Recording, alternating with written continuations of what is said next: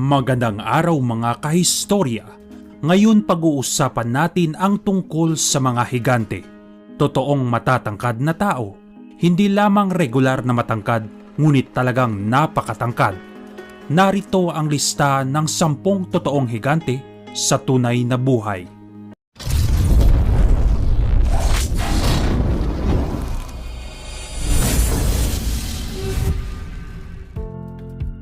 Number 1. Igor Vovkovinsky. Si Igor Vovkovinsky ay ipinanganak noong 1982 sa Ukraine. Siya ay nagkaroon ng pituitary gland disorder na mabilis na humantong sa kondisyon na kilala bilang gigantism at kailangan niya itong ipagamot. Nang mag-7 taong gulang si Igor, nagpasya ang kanyang mga magulang na lumipat sa Estados Unidos. Sila ay nakatira sa Rochester at lumipat sa Minnesota. Hindi alam ng mga doktor kung ano ang gagawin. Sinubukan nila ang gamot na makakatulong sa pagpapabagal ng kanyang mabilisang paglaki. Sa kalaunan, tumigil ang paglaki ni Igor nang umabot sa puntong 7 talampakan at 8 pulgada ang kanyang taas. Hindi naging komportable si Igor sa kanyang malaking figura. Sumasakit ang kanyang likod at ang mga binti sa lahat ng oras. Number 2. Brock Brown. Si Brock Brown ang pinakamataas na binatilyo sa buong mundo ay mayroong 7 talampakan at 8 pulgada na taas. Ang sukat ng kanyang sapatos ay 57 pulgada. Si Brock ay napakatangkad na bata. Lumalaki siya halos 4 na pulgada bawat taon. Kung si Brock ay patuloy na lumaki, marahil siya ang bagong pinakamataas na tao sa mundo. Siya ay na-diagnose na may gigantism noong siya ay 5 taong gulang. Si Brock ay mayroong genetic disorder na hindi gaanong alam ng mga doktor. At sinabi nila na hindi siya titigil sa paglaki pero oras lamang ang makakapagsabi. Number 3. Yekaterina Lysina. Hindi lamang siya kaakit-akit, ngunit malaki rin siya lalong-lalo na ang kanyang mga binti. Si Yekaterina ang nagmamay-ari ng pinakamahabang mga binti sa buong mundo na may sukat na 52 pulgada. Mahigit sa kalahati ng kanyang buong katawan ay 81 pulgada. Hindi katakataka na siya rin ang babaeng may pinakamalaking paa na may sukat na 47 pulgada. Siya ay dating manlalaro ng basketball at bronze medalist ng Summer Olympics noong 2008. Pinarangalan siya bilang Master of Sports at siya ay nasa Guinness Book of World Record. Dahil sa kanyang hindi pangkaraniwang hitsura, si Yekaterina ay naging tanyag sa social media. 2 taon na ang nakalilipas, huminto siya sa paglalaro ng basketball at naging modelo. Number 4. Sun Mingming. Si Sun Mingming ay ipinanganak noong Agosto 23, 1983 sa China. Ang lalaking ito ay tila walang katulad sa isang mahinhin na babae. Sa kanilang bansa, siya ang pinakamalaki. Nagsimula maglaro ng basketball si Mingming sa edad na 15. Sa panahon na iyon, ang kanyang taas ay nasa 6 na talampakan at 5 pulgada. Isa siyang professional na manlalaro ng basketball. Ang kanyang kasalukuyang taas ay 7 talampakan at 9 na pulgada at ang kanyang timbang ay 370 pounds. Lumipat si Sun Mingming sa Estados Unidos noong 2005 upang ihanda ang kanyang sarili sa posibleng karera sa NBA. Siya ay lumabas sa pelikula kasama sina Chris Tucker at Jackie Chan sa Rush Hour 3. Nang makita ng mga tao sa China si Sun Mingming sa pelikula, sinimula nilang tumawag sa pangalan nito. Hindi nila inakala na lilitaw siya sa pelikulang iyon. Number 5. Elisane da Silva. Si Elisane da Silva mula sa Brazil ay sinabing naging tallest bride sa buong mundo. Ang Guinness Book of World Record ay nagmumungkahi na siya ay mayroong 6.5 talampakan na taas.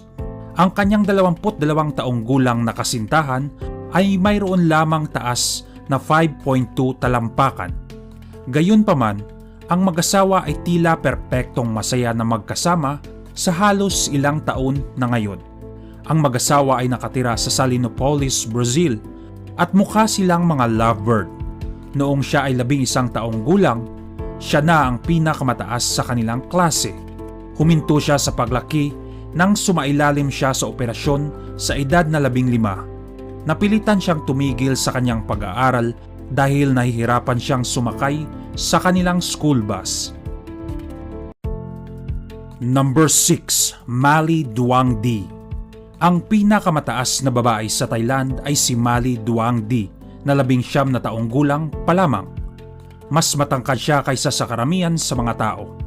Ang kanyang taas ay 6 na talampakan at 10 pulgada at ang kanyang timbang ay humigit kumulang 286 pounds. Ngayon si Mali ay 23 taong gulang. Ayon sa istatistika, gusto ng mga lalaki ang matatangkad na babae. Si Mali na mula sa Thailand ay nagtipon ng sariling opinyon tungkol sa paksa ng kagandahan. Naisip ng mga magulang ni Mali na ang kanilang anak ay medyo iba sa ibang mga bata sa paaralan.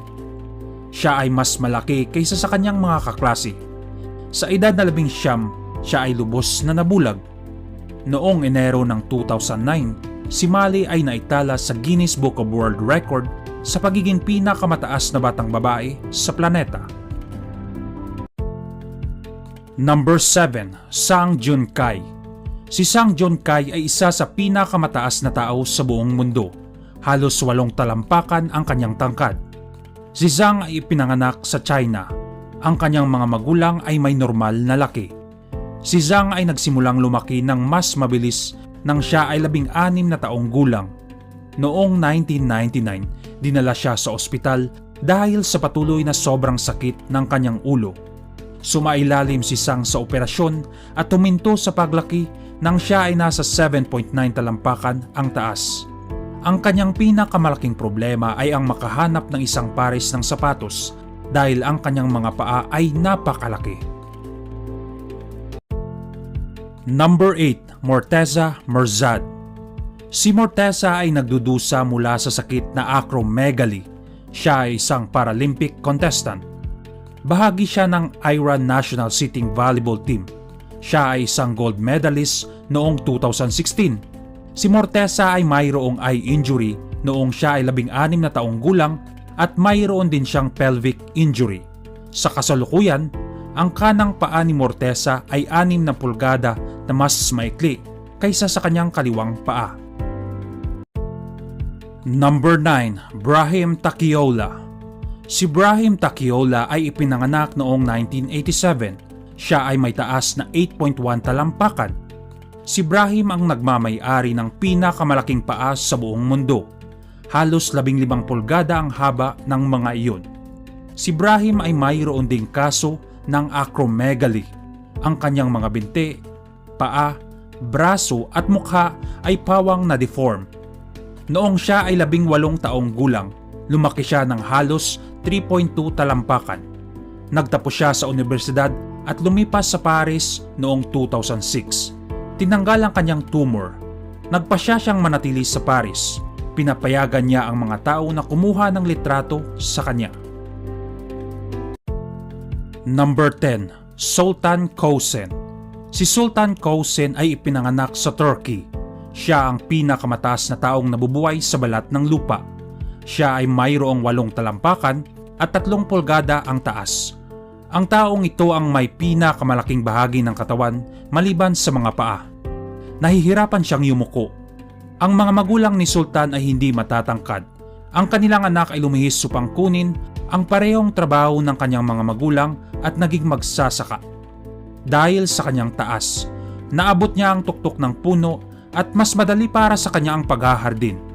Ang bagay na pinaka nakakaabala kay Sultan ay mahirap para sa kanya ang makahanap ng mga damit na kasya sa kanya. Pati na rin ang mga kotse ay masyadong maliit para sa kanya. Noong 2013, nagpakasal siya sa babaeng nagngangalang Merve Debo na nagkataon na mas maliit ang 2 beses kaysa sa kanya. Gusto mo rin bang tumangkad tulad nila? Comment your answer below. Maraming salamat sa panonood. Magkita-kita tayo sa susunod na video. Hanggang sa muli, peace out.